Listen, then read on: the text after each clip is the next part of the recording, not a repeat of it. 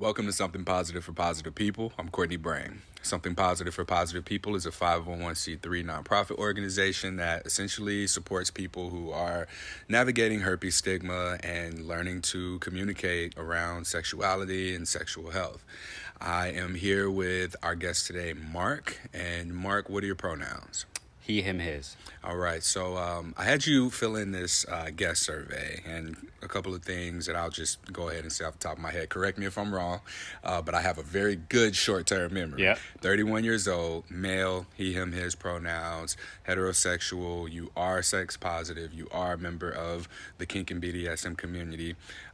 In the beginner stage, Yep. you were not given many resources after you received your HSV-1 genital and oral herpes diagnosis. And then now I'm trying to remember what the last question was. Nope, it's all right. I have it on paper, which is great. So that's kind of an overview of the flow of this conversation.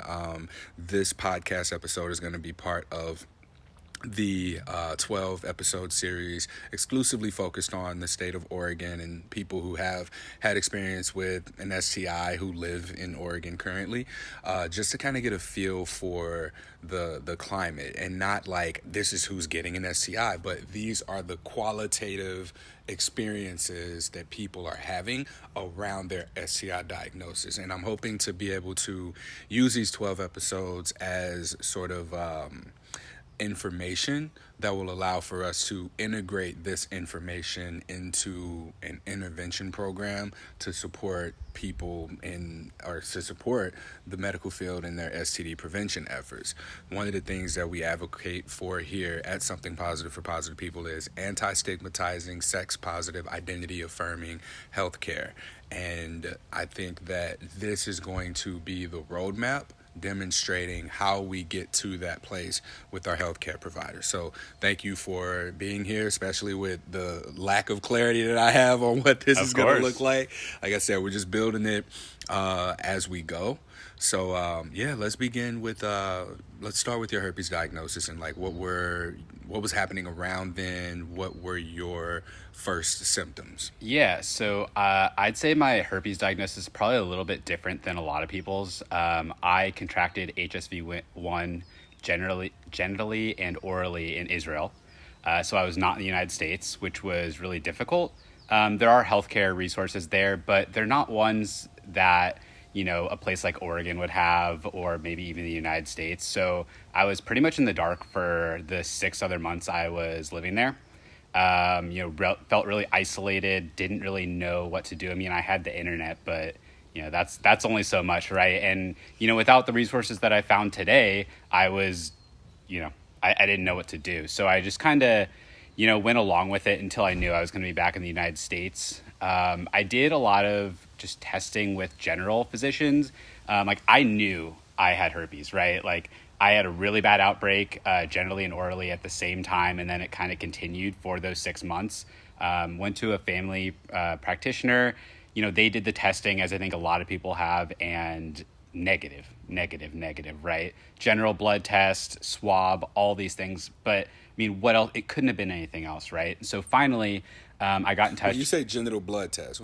Oh, sorry, not general blood test. Just like, general blood test. Yeah, no. Oh, God. I said it. I'm picturing. I was like, did they? I wouldn't have cared that much to even figure it out. I'd been like, I have it. Like, I'm not, keep the needle to yourself. Yeah, general blood testing. Okay. And so I found an infectious disease specialist. He was actually considered so I'm from Indiana. So all this was being done in Indiana. From the Midwest too. Yeah. You're from Missouri, right? Yeah, cool. So as you know, there are very little resources in the Midwest, and similarly with sex education, it barely existed, if anything. So finally got in touch with this guy. There's this test, and I don't know if you're familiar with it. It's done in like 2 places in the United States. One of the places is University of Washington. I can't think of the test name off the top of my head, but it's like the end all be all, like it will test if you have herpes. Is it called Western blot or IgG, IgM? And there's another one. I think it's the one that you're talking about. Yeah, and I can't remember the name of it, but they're like, this is the one, right? Like if you test negative for this, you definitely don't have it. Came back, tested positive, right? Like the thing I knew all along that people were telling me no. And you just have to keep going with the process. And so finally that gave me, I guess, as much closure as one can get with this. And yeah, I guess that's kind of my initial experience with how I, found out I had herpes. When you found out, did you have an idea of how you may have been exposed? Oh, absolutely. Okay. Yeah. Oh, 100%. Right. So, I was in Israel for a month at the time. I was on a program, and I had a friend in a different program, and we had met up, and I had partied with his friends, received oral sex from a girl at that party. And then 2-3 days later, hello, new experience. So, and honestly, I didn't know you could get herpes from oral sex. That was complete. And I'm sure you meet a lot of people who are in the same boat. I was completely confused. I will say that you're the first person who comes to mind. I've spoken to a lot of people, but I don't think anyone who's been able to just say, I only got oral sex from someone who gets cold sores, and now I have genital HSV on my genitals. Like, this narrative, I'm so happy to finally have a story behind this, because that is more common. I think more people will receive oral sex and then have sex and then say, I got it from sex. But in this case, you only got oral sex from this person. Okay. Which is really interesting, because it's one of those things that people don't know, right? And for me, it's actually, I'm a lot more concerned with giving someone oral at this point than I am having sex, because it's so much easier to protect against, with a condom, sex and have those safer sex practices than oral, where, you have a dental dam, but I mean, let's be honest, like, those aren't really fun for anyone. I used one, and we stopped using it. She was like, do you want me to put a condom on your dick? I was like, okay. Yeah, right. I was like, well, we're just playing with this. Let's just try it out. The first time I've actually only used one once. I had been dating someone for probably 4 or 5 months at the time. We still hadn't had sex without a condom, and we started using his dental dam. She's like, fuck it, like, let's go. Like, we're not doing this. Like, it's over. We're training wheels off. Let me say this. So I think that dental dams and condomed blowjobs are good for, if this is like a first time hookup with someone that you may not see again. If it's a one night stand, absolutely. But like, for people who've been in long term relationships, and you're seeing someone that you have trust with and rapport with, then that may lower your willingness to use these things. But I have to, my affirmation is, I love condoms. I love condoms. I love condoms. Because it's so easy to fall into that trap of not using them, and then when you have to go back to using them, you're like, but I can't get off from a condom. So don't I had to say that, because otherwise I would not be doing my job. True. Were you able to, did you reconnect with this person after you received your diagnosis? No. Oh. No, it was like a one night, didn't get a number, nothing. Oh. Yeah, nothing. Just it was in a parking lot. It was a whole, I don't want to say I deserve this, but if there's an experience in my life where it was where we did it, how it happened, the fallout, all right, I'll accept it, Yeah. No, I appreciate you saying that too. How long ago was this? 2014. Okay. Oh, okay, good. Because you speak to it very calmly, confidently now, for sure. What's that journey been like for you dating afterwards? Was there a pause? Did you go right into it? For sure, pause, right? I didn't have the resources, right? And, following people like you or Trisha, right, from Safe Slut. Yeah. I wish I had people like that back then, because to me, I'm just this infectious person who, I found positive singles, and there's all those weird, I don't want to call them weird, but those Facebook groups, We can talk about it. Yeah, those weird Facebook groups. And the shame spiral that those people give you, and not positive singles, but the Facebook ones, we can only have sex with each other. No, absolutely not. And so I think I kind of got into that for a while, had sex with people from positive singles. That's a whole, anyone who's been on there, has their... I'm one of those people. Yeah. Oh, dude, I'm still, I still have the app. Well, no, and there's a few things about that. it's very heteromonogamy Mm-hmm. normalized driven in the sense that the women are on there to find their husbands, Yep. the men are on there and recognize, oh wait, I can still hook up, Yep. and it's like an exploration of options. One of the obstacles that I found on Positive Singles was distance. Anyone who I was interested in was far away. I done Mm-hmm. flew to New York. I done drove to Indiana. I done traveled all kinds of places just because of the wanting to have sex. I was about to try and make that sound good. Yeah. There was no way to play that, but I think that this is an excellent placeholder for realizing that you are still going to run into the same issues that you would run into dating, whether you have herpes or not, because the incompatibility of distance, and then you start to learn what you do and don't like, and you see yourself beginning to tolerate things that may not even be things that you will have tolerated had it not been for your herpes diagnosis, right?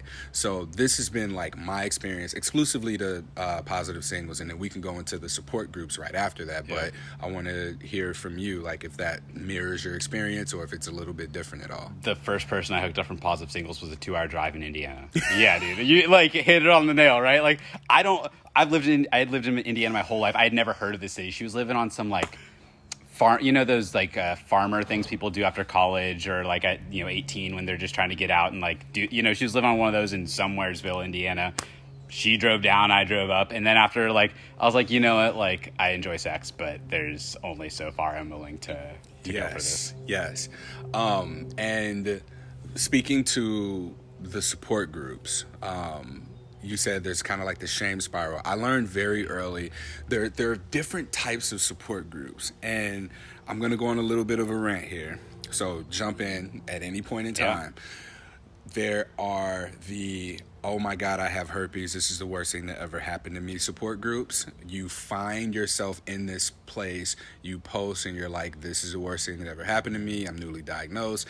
And then you see more people sort of trying to one up your experience and being like, oh, I was diagnosed with herpes and my ex-husband gave it to me, or I don't know where I got it from. I got it the first time I had sex. Like, you'll see that people just sort of taking that as an opportunity to just vent.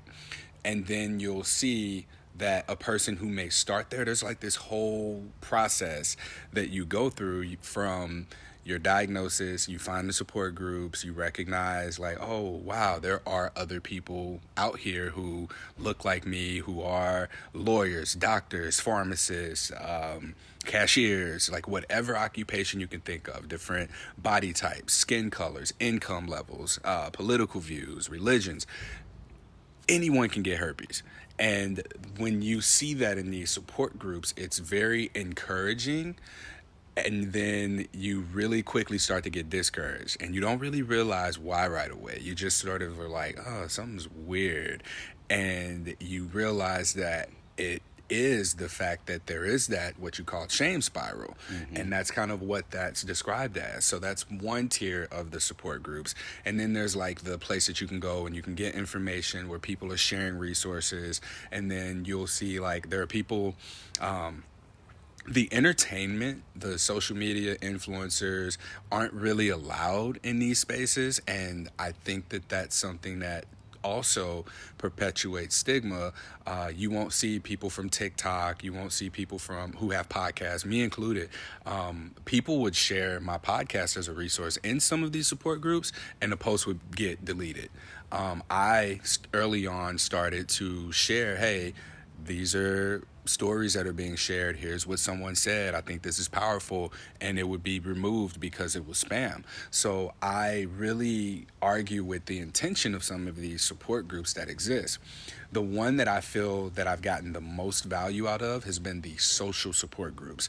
These are ones where there are events that are created and tailored around organizing and getting people together for a weekend-long event all over the country, to do things like zip lining, themed parties, socializing, mixers, and then like these are places where you can go, you can network, you can make friends, you can hook up, you can find your potential love interest.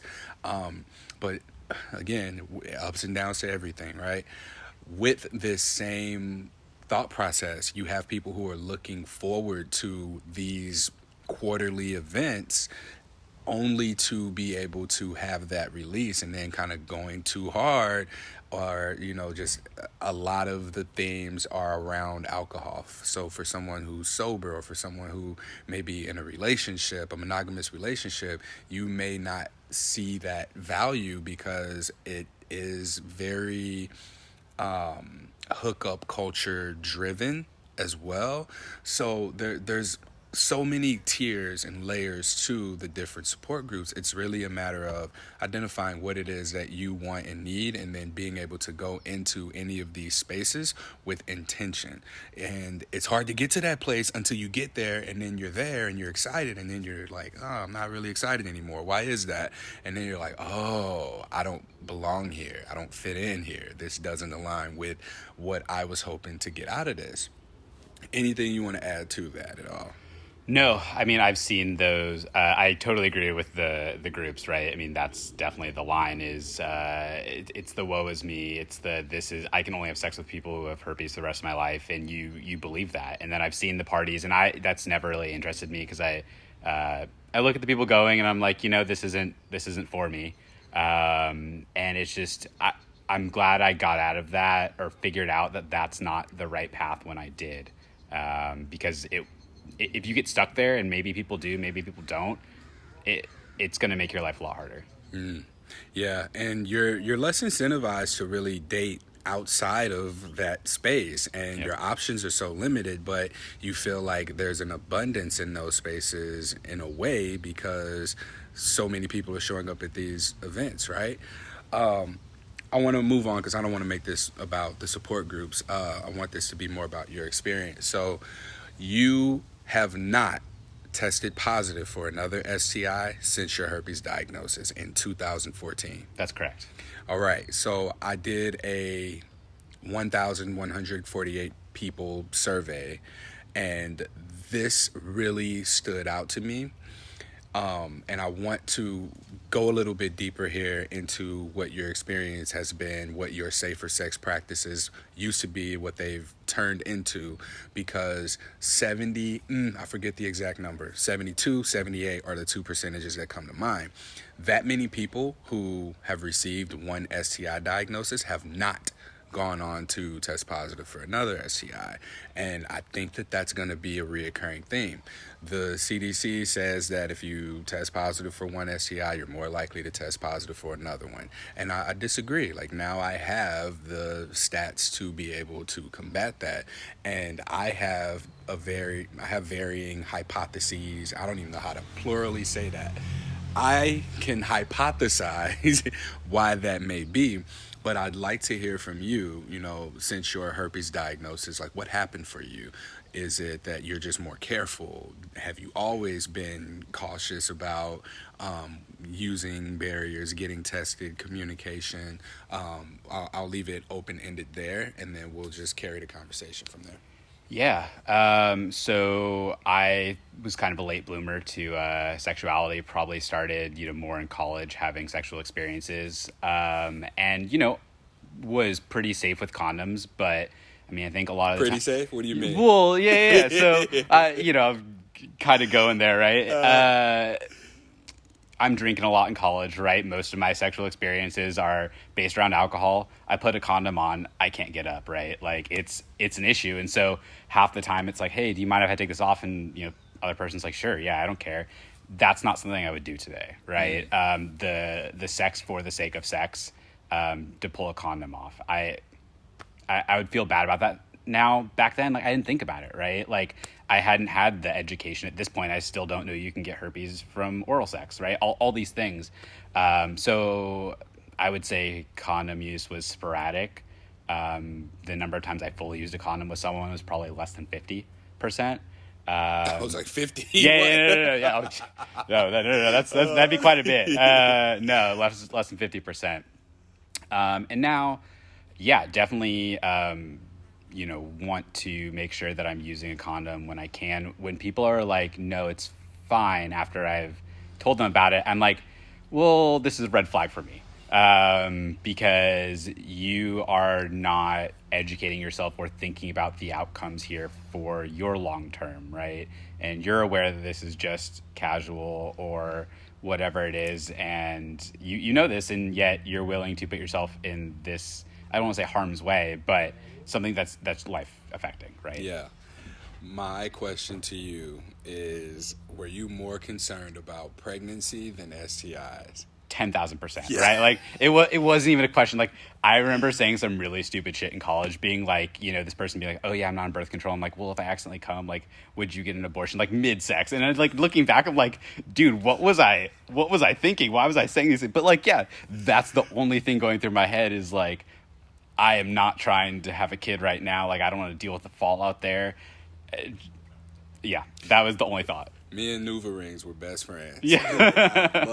I loved the Nuva ring because it just added that extra layer of safety for me. And again, like safety being pregnancy, not STIs. I don't know about what your sex education was, but I remember mine being, it was implied that if someone had an STD, was the language that was used at that time, you would be able to smell it, you would be able to see it, or it would be so uncomfortable that the other person wouldn't want to have sex at all. And I believed that. So my concern was pregnancy. If someone wants to have sex with me, I don't want to get you pregnant. So here's how we're going to do that. Are you on birth control? I have a condom too, right? So what was your experience with, I guess, learning about STIs? I've thought about this before, and I thought about it again before I came over here. And in Indiana, I don't know that I ever had any type of sex education. It's possible looking back, but, like that PE class. Yeah, and it was, there were, obviously rumors similar to, rumors like, all, this person got in the shower on the toilet seat, and you're like, oh my God, right? I was thinking back, and I think the only thing I could think of was in elementary school, and this wasn't even like STI based. It was, this guy came up, and I'm sure it was religious based. It's hard to think back at that point. I understood less about so I'm Jewish. I understood less about Christian people in the Midwest trying to impose their values, even though it's like public school, right? This guy went up there and was talking about how this story of this woman who was sleeping around with everyone, eventually gets to the end of it. And he was talking about how, she saw the light and then they got married and she's reformed herself, right? This is the closest to anything sex education I can think of in my childhood. And I mean, just think about that. That's ridiculous. Yeah. And speaking to that, a lot of the sex education that we don't receive in our youth, we're unfortunately forced to receive in adulthood, and that's if we find ourselves in the right spaces, around the right people, having the structured kind of communication that is necessary to have in order to have safer and more pleasurable sexual experiences. My next question to you is, how have you gone on to self-educate yourself in regards to sex education? Because you just said, looking back on it, some of the shit that you did, you were like, why'd I say that, or why'd I think like that? Yeah. Right? So what were some of the resources, or what were some of the lessons that you had to learn in order to acquire this ongoing education that you didn't receive? Yeah. I was looking at YouTube, and people who were more knowledgeable about this than me. Instagram wasn't as much of a thing back then. So finding those types of resources, and, slowly you build up this knowledge base. There's a lot of different things people say about herpes, right? It's, you can only imagine, right? So it's taking the things from everyone and kind of not forming your own facts, but getting to the safest way you can use the facts that they're telling you to have sex moving forward. And something that is really interesting with all this, and I don't think I would have thought of when trying to do this research, which was for myself, was every time I share these facts, or most of the time I share these facts with people, because we're talking about having sex at some point, they're like, wow, I really appreciate that, you're so knowledgeable about this, it makes me feel really comfortable that all this and you're sharing this with me, right? And that's crazy, right? It was for me But the people who hear this, because it was for me because I didn't want to pass it on to anyone, right? But people respect so much that I have this knowledge because I've tried to educate myself. It's a little bit concerning to me that we as the people who have obtained the knowledge are sometimes the first people to give others that experience of being in the presence of someone who is knowledgeable and willing to have a conversation about safer sex practices. Is that like that's scary? Yeah. And so much of the conversation in my experience has not exclusively been about sex. So much of it has been around consent, around boundaries, around Dr. Evelyn Dacker, who is one of my board members, talks about the STARS talk, turn-ons, avoids, relationship intentions, and safety. These are things that are not exclusively related to talking about sex, but how much value we could have received as youth who are learning about sex and sexuality. How much did we lose out on by not having these things be incorporated into our sex education? Like playing games at recess, we're establishing rules, we're negotiating.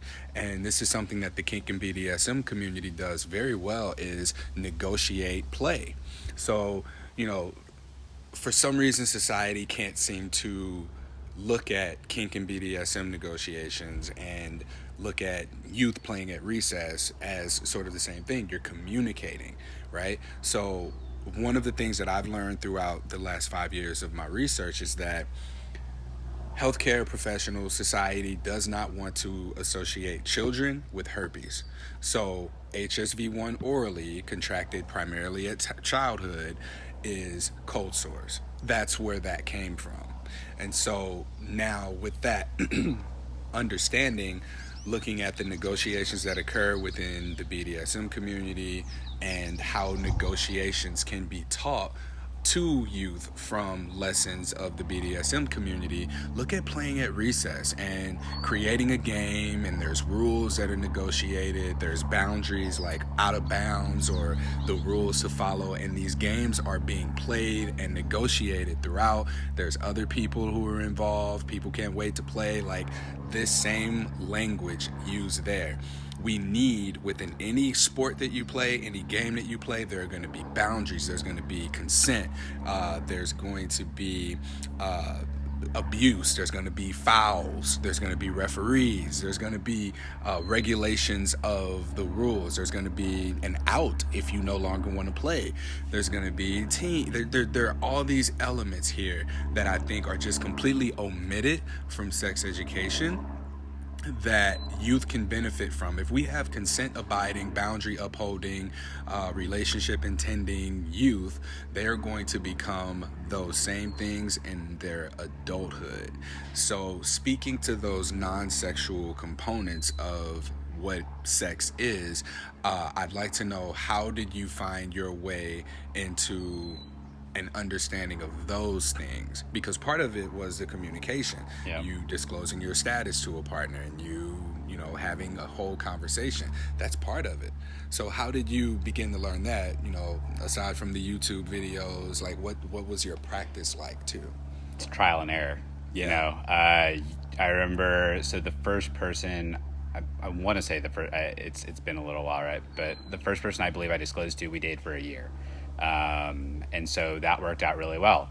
I think it's important to build that intimacy as much as you can up front, and not sexual intimacy, but like with another person, because then when you tell them, and it all depends on the person, right? There are people who, no matter how close you are going to be assholes about it. Luckily, I've never experienced that. I've been with a lot of partners who have dealt with men who have been that way, and I don't know if it's more men being that way, or I just haven't interacted with a lot of females who are less accepting.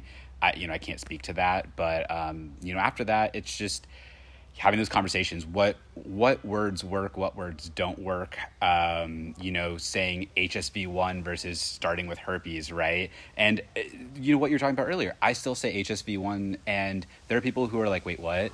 And I'm like, herpes, and they're like, oh yeah. I mean, I heard of that, but I don't really know what it is. And you're right. Like being at the age of 30, 31, and people still not understanding what this is, it blows my mind. But then again, I've pushed myself into this knowledge base, right?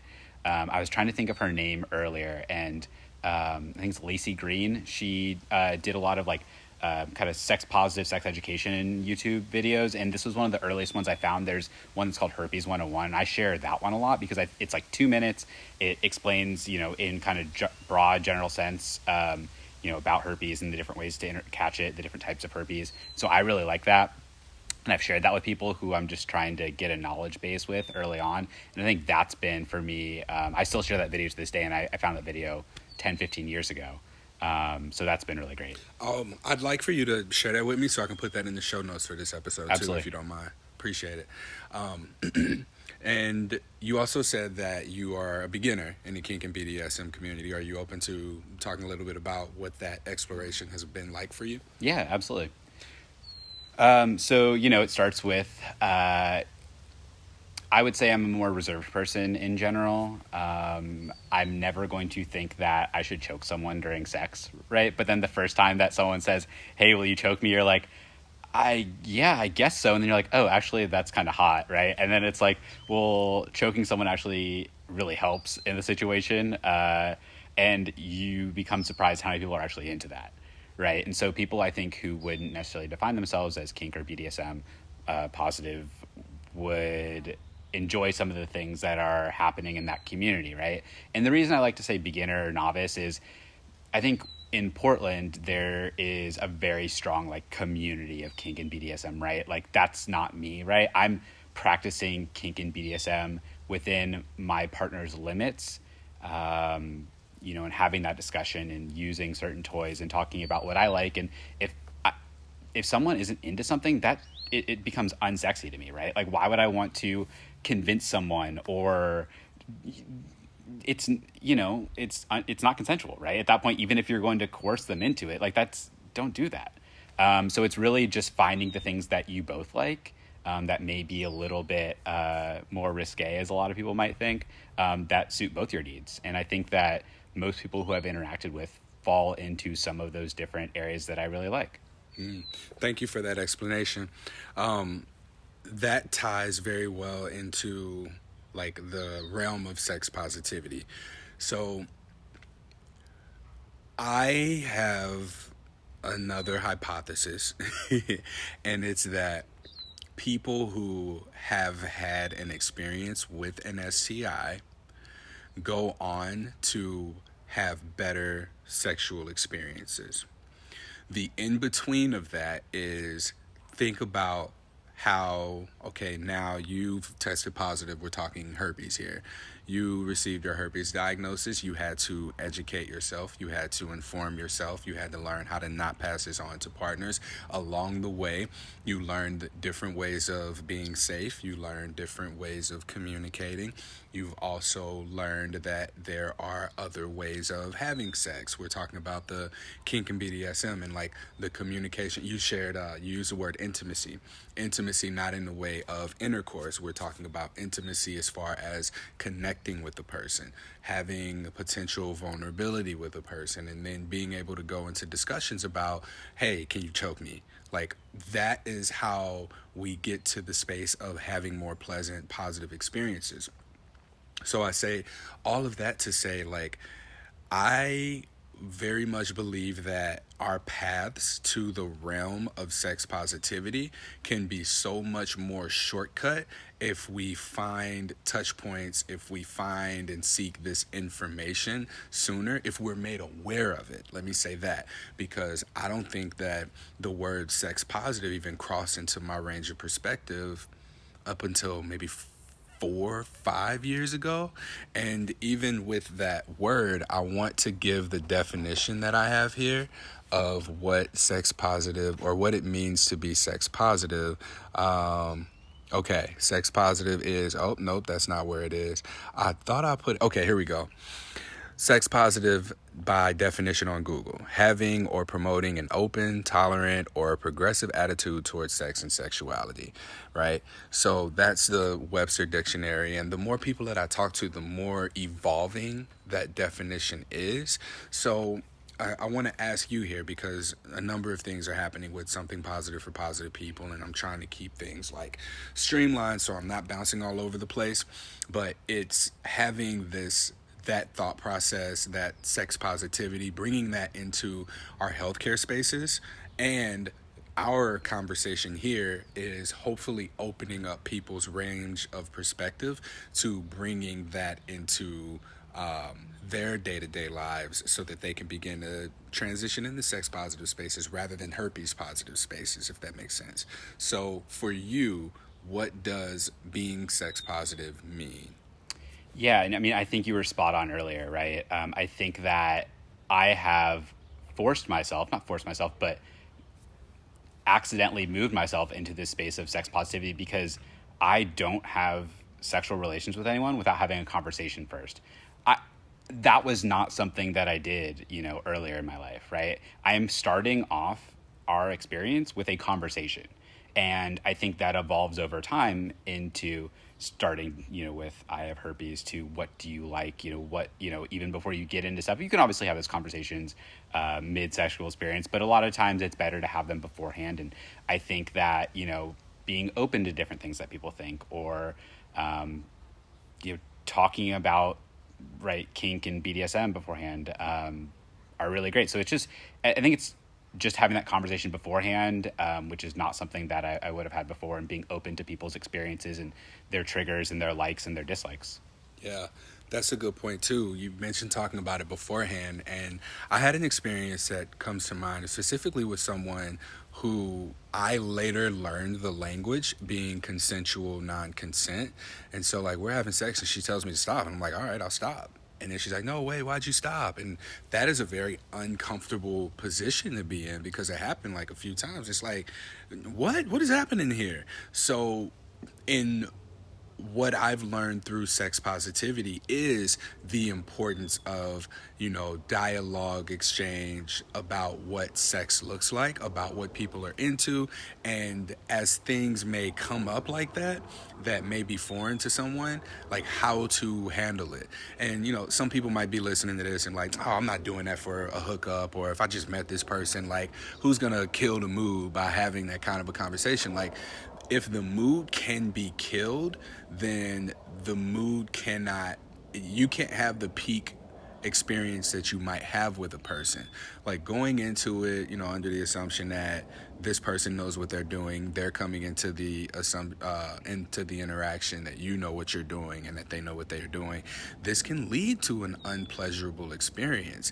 And while sex positivity is being welcoming of all of this, but I want to encourage you, if you're someone who is not receptive to that communication, or you have not been in the past, or you've not been offered the opportunity to do so, start that. Like start, asking people, hey, do you want this to be a one-time thing? Do you want this to be ongoing? You'd be surprised. Like fucking somebody like you're never gonna see them again that is one level of extreme intense, and then completely making love to somebody and hope that you'll see them again and falling in love is another end of the spectrum, but also has that potential intensity there for it as well. We're getting to a point of wrapping this up ish, so I guess I want to like lead into just like I guess like anything that you would want to add or share about your experiences that you think someone listening to this may find valuable. The communication piece has been awesome. Like there's so much there that supports what I've already been saying on the podcast, and your very presence here even, and speaking to the things that you've spoken to and like allowed for me to sort of stretch and add my own experiences onto as well have been super supportive. So is there anything that you think is helpful to someone who's listening here who we may not have covered? Yeah, a couple things off the top of my head. One, I wanted to follow up a little bit with what you were just saying is when you have that conversation with someone and they're on the same level of having that conversation, the sex is always better. It's a guarantee every time. When you're kind of talking to like someone who doesn't understand or isn't familiar with that conversation, it definitely gets a little bit trickier. But I just want to follow up with, I think if everyone's having that conversation and people learn to have that conversation, sex is going to be better overall. The second thing I was kind of thinking that I think is really great to bring up is the number of times I've shared my positive stats with people and they're like, oh yeah, me too, surprises me to this day. It's crazy, right? You don't realize me, because when it first happens to you, you're in this hole of, I'm the only one, I'm shameful, what did I do to myself? And there's a lot of people who have the same situation as you do. And what is it, like 1 in 5, 1 in 6 Oh God, don't people. get me started on that. Yeah, right. 1 in 6 people. Yeah. Here's how I remember it from 2013, 14 when I was diagnosed. 1 in 6 people have genital HSV2 or oral HSV2. 1 in 5 have genital HSV2. 1 in 4 have genital HSV1. 1 in 3 have oral HSV1, and then it was like half the population has herpes. Yeah. It's basically what that diagram that I saw showed. And that looks completely different today. Do not take my word for it. Y'all know I stay away from statistics altogether. So that's what it was at that point in time. Yeah. So, I mean, that's crazy. And then a lot of people who have it don't know they have it, right? So there's that whole other, we don't need to get into that whole thing, but there's that piece too. And so that's been really cool. And then I think the last thing that, I just want to share. So for anyone who is recently positive or is kind of in that shame spiral or is newer to this, there's another side. I rarely think about my status anymore. Obviously, it's always front of mind when, having those sexual experiences, and it's something that's changed me for the better, I think, for today. But if you feel that way, if you feel depressed about it, if you feel sad about it, it's temporary, right? That this is not how you're going to live the rest of your life. You're going to learn about it. You're going to grow about it. And eventually, it's not going to be you, but it's going to be part of you, and you're going to accept it, and you're going to be better for it. So I think that that's something that's really important to share, is that negativity within yourself, it's not forever. Thank you for sharing that. What my big takeaway from this podcast episode is, in terms of actionable items for me in order to better support our community, is to begin to find a way for us to connect in a way that's not exclusively herpes. Because when we look at the herpes stigma, when we look at any STI stigma at all, the underlying thing there is sex. People get a cold, people get COVID. COVID has become significantly less stigmatized than a lot of other infections in such a short period of time. Like, COVID was killing people, is killing people. And we got vaccines, we have social distancing, we wear our masks, we do things outdoors, we limit the capacity, and people still get COVID.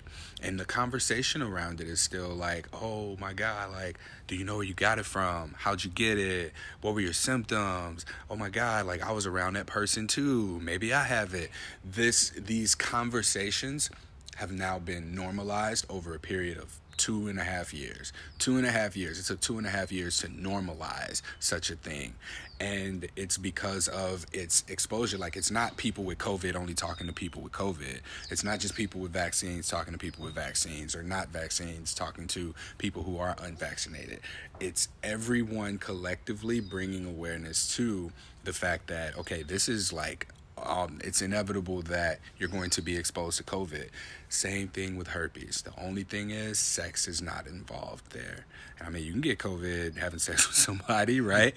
But wanting to destigmatize herpes, we have to destigmatize sex. So I encourage people to begin, rather than going into, I need support for herpes, look into what your relationship is with sex.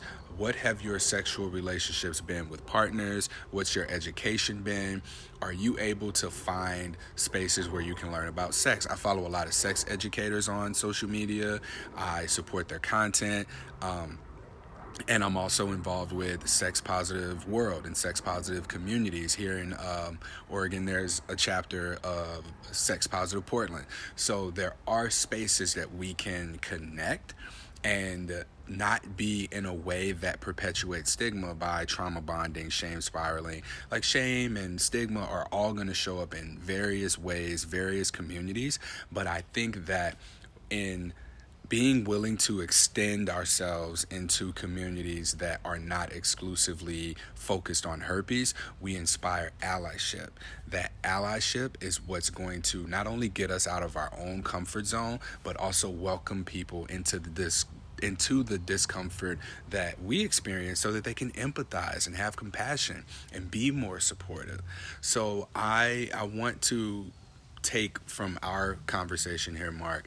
I'm going to take note to that and begin to work on something that will allow for people to have that shortcut into the realm of sex positivity that helps them not only have better sex, better communication around sex, but also to see relationships differently, see themselves differently, and become more empowered in all of their connections with people, with the world, and more importantly, how people relate to and connect with themselves. So I thank you. I thank you for offering that in our exchange here.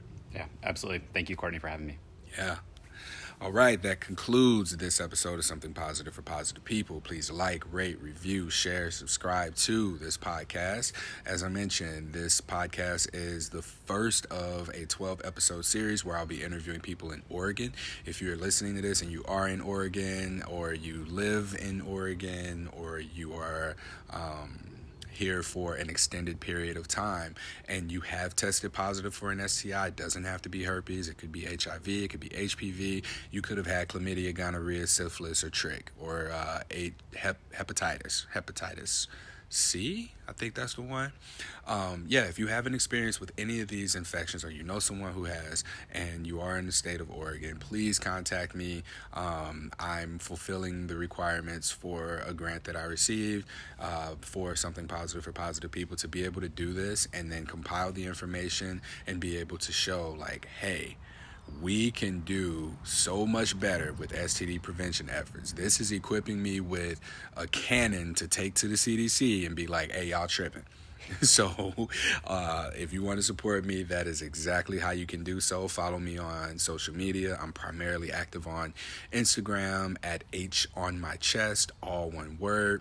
If you want to donate and support Something Positive for Positive People, which, I mean, the more funding we get, the less important donations become.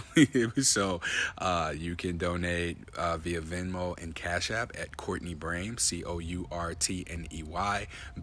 COURTNEYBRAME.